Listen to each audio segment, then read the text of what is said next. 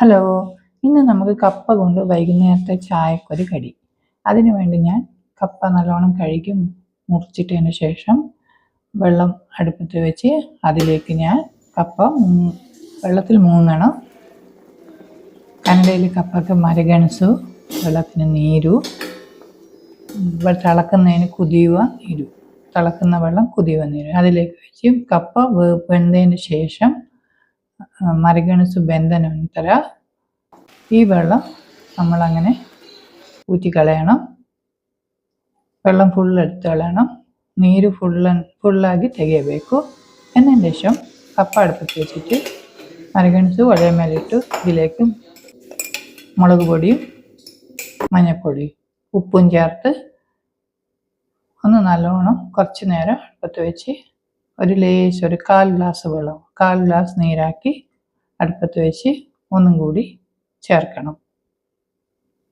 എന്നതിന് ശേഷം ನಂತರ ഞാൻ വീഡിയോയിൽ കാണിക്കുന്ന പോലെ കുറച്ച് നേരം ഒരു 5 മിനിറ്റ് അടുപ്പത്ത് വെച്ചതിന് ശേഷം ഇത് ആൾറെഡി വെന്തതല്ലേ, ഇത് മുതലേ വെന്തിത മരകണസു ഇതിലേക്ക് ഞാൻ 1 ടീസ്പൂൺ മുളക് പൊടിയും 1/2 ടീസ്പൂൺ മുളക് പൊടിക്ക് കനലയിൽ മെಣಸಿನಪುಡಿ, മഞ്ഞൾപ്പൊടിക്ക് അരിശിനപ്പൊടി. എന്നതിന് ശേഷം ചീനച്ചട്ടി അടുപ്പത്ത് വെച്ച് അതിലേക്ക് 2 ടീസ്പൂൺ എണ്ണ ഒഴിച്ച് 2 or 3 ഒഴിക്കാം. കടുകിന് കനലയിൽ സാസിವೆ കണക്ക് എണ്ണ.